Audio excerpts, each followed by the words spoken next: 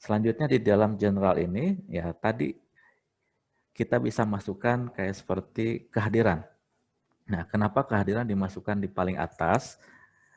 Karena kalau kita masukkan per topik, artinya kita mengisi atau membuat aktivitas kehadiran itu per pertemuan. Nah, settingnya pun berarti ada 16 kali.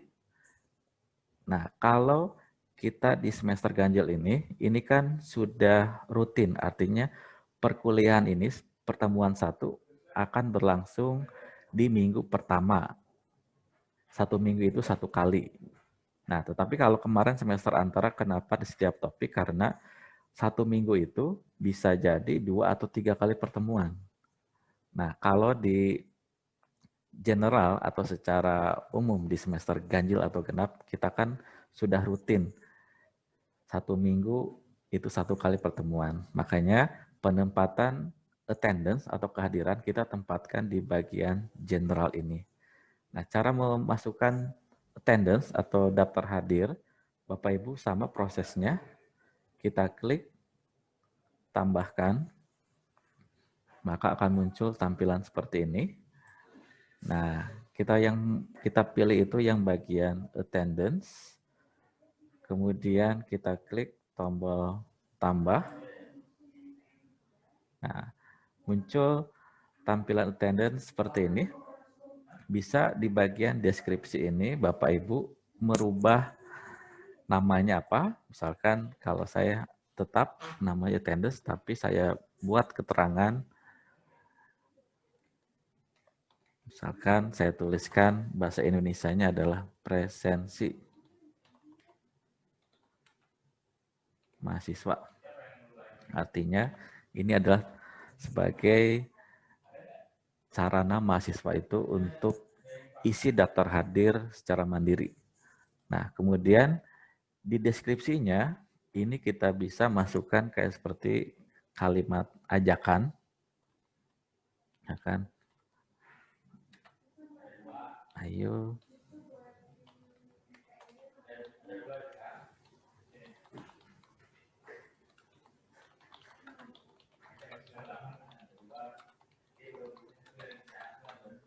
Nah, silakan untuk kalimat pengantarnya bisa disesuaikan dengan selera Bapak Ibu.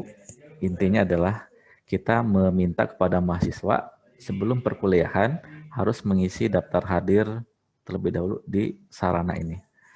Supaya deskripsi ini muncul, jangan lupa dicentang, tampilkan deskripsinya.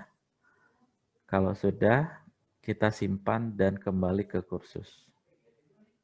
Nah, ini sudah kita lakukan.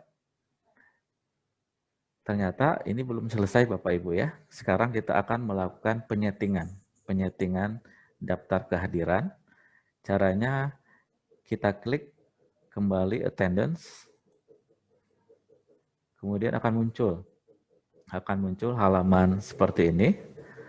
Nah, pertama kita akan membuat sesi.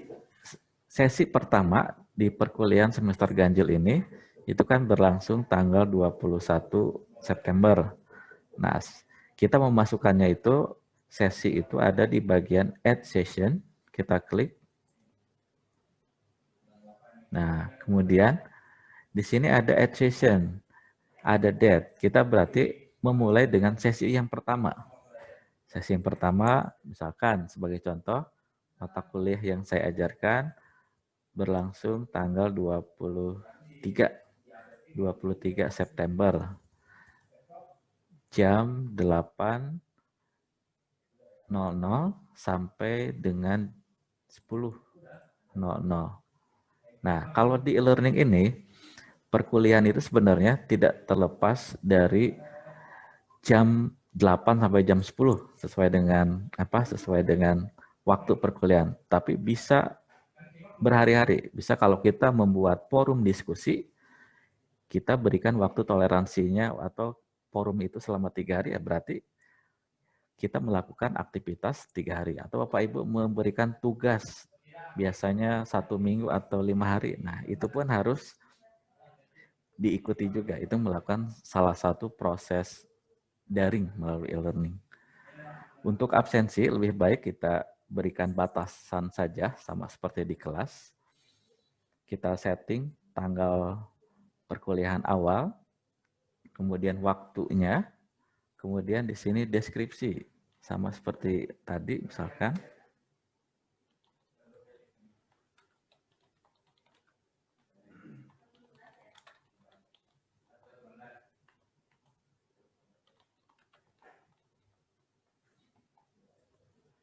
Nah, sekarang kita akan mencoba melakukan multiple session. Artinya, sesi pertama ini, penyetingan sesi pertama akan diulangi sebanyak berapa kali pertemuan. Nah, di sini di bagian multiple session, kita bisa klik. Nah, kita akan repeat karena kita kan ingin menyeting pembuatan kehadiran satu kali untuk semua pertemuan di semester ganjil. Maka kita klik saja repeat. Kemudian kita akan merepeatnya itu setiap hari apa. Kalau di kalender tanggal 23 itu berarti hari Rabu, saya akan mengulangi kehadiran itu setiap hari Rabu, di repeat 1 minggu sekali, kemudian sampai dengan tanggal berakhir perkuliahan di kalender akademik itu tanggal berapa. Kalau di kalender akademik itu berakhir tanggal 9 Januari 2021 sebagai contoh.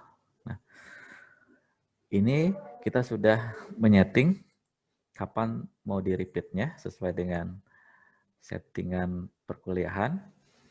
Berikutnya kita menginginkan yang melakukan absen kehadiran itu atau presensi kehadiran itu mahasiswa, bukan dosen. Nah, lebih baik mahasiswa. Kalau ingin mahasiswa yang melakukan recording, Bapak Ibu jangan lupa centang allow.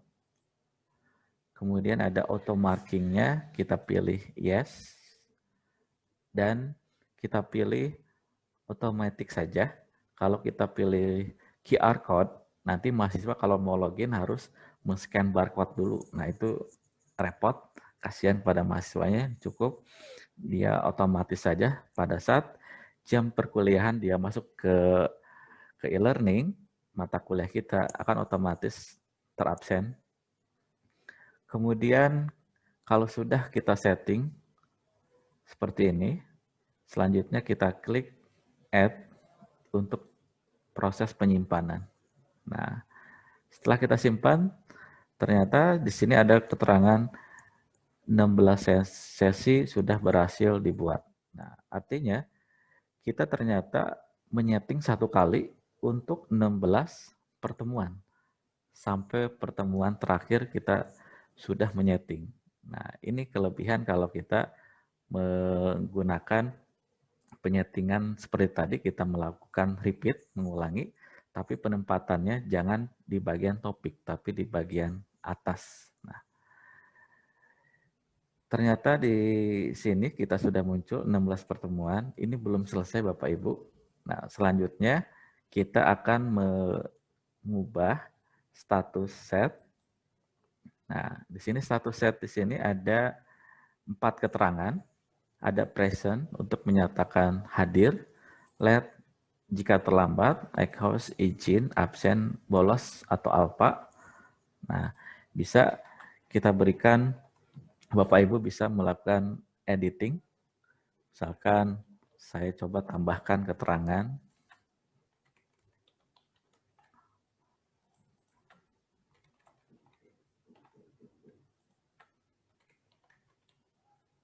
Nah, poinnya pun di sini kita bisa rubah.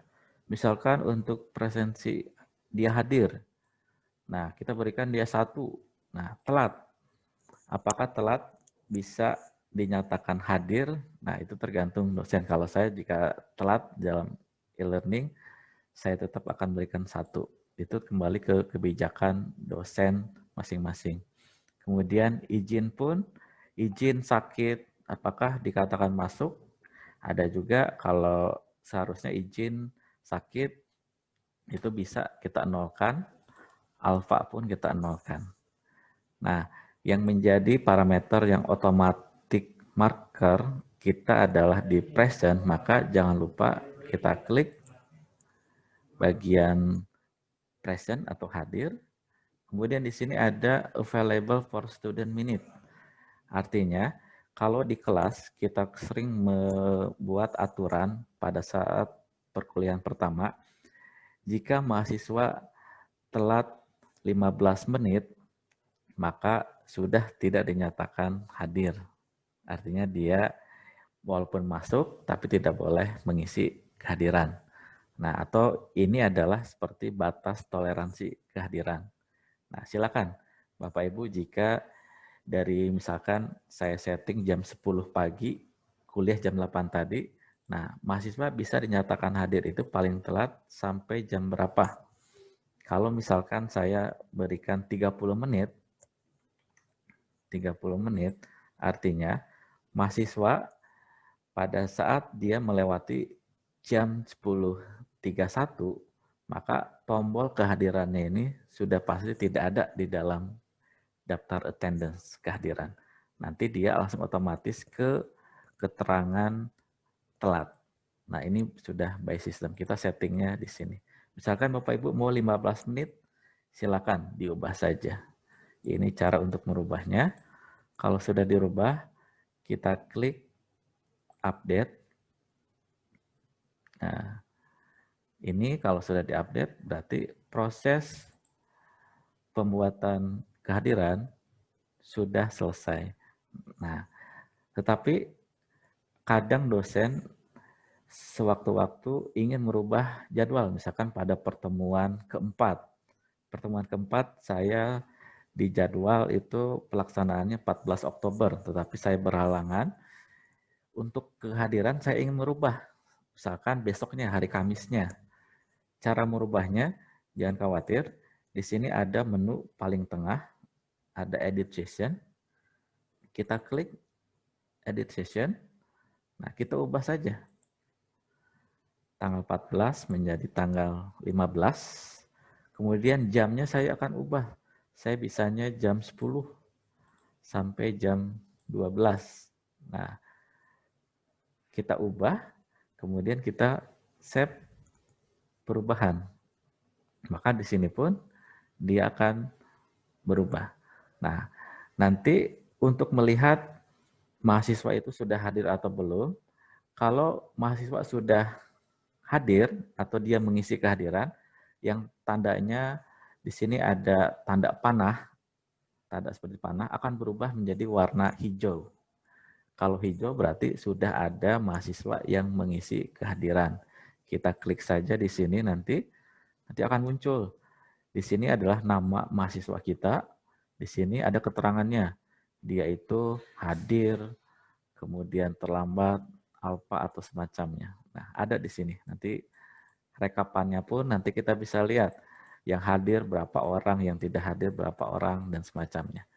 Hasil dari kehadiran ini nanti kita juga bisa masukkan ke dalam SIMAK sebagai nanti bukti DHMD itu bisa di-print, bisa di-print, di-monitoring langsung. Nah, ini adalah setting untuk melihat kehadiran mahasiswa. Kemudian kita pun kalau ingin mendownload report, nah kita klik report. Di sini akan muncul nanti keseluruhan dari pertemuan pertama sampai terakhir. Nah, jadi ini Bapak Ibu untuk proses attendance